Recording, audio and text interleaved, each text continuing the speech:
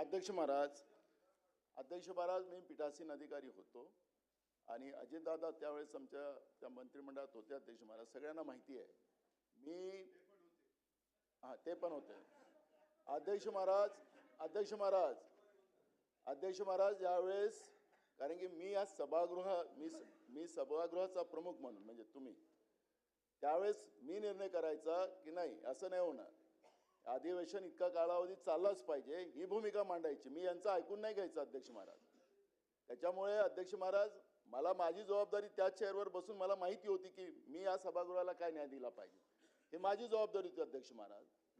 मला तुमच्यावर काही आरोप आणायचा नाही अध्यक्ष महाराज. मी तुमच्याकडून न्याय याच्यासाठी मागतो अध्यक्ष महाराज, कारण की या सभागृहाचं तुम्ही आमचे प्रमुख आहात, तुमच्याकडे आम्हाला मागणी करण्याचा अधिकार आहे. अध्यक्ष महाराज माझी विनंती आपल्याला, मी काही आदेश सूचना नाही करत अध्यक्ष महाराज, हे अधिवेशन कृपया विदर्भासाठी आपण वाढवून द्यावा सरकारला आणि त्या पद्धतीची भूमिका आपण मांडावी असं माझं मत आहे. मुख्यमंत्री महोदयांनी म्हटलं मला काही विरोध करायची गरज नाही, मला पाहिजेच अधिवेशन विदर्भात असं ते म्हणाले. ठीक आहे, कामकाज पुढे जाऊ दे. तुम्ही अध्यक्ष महाराज आम्हाला न्याय द्या, ही भूमिका आमची आहे. गरज पडल्यास विचार करू.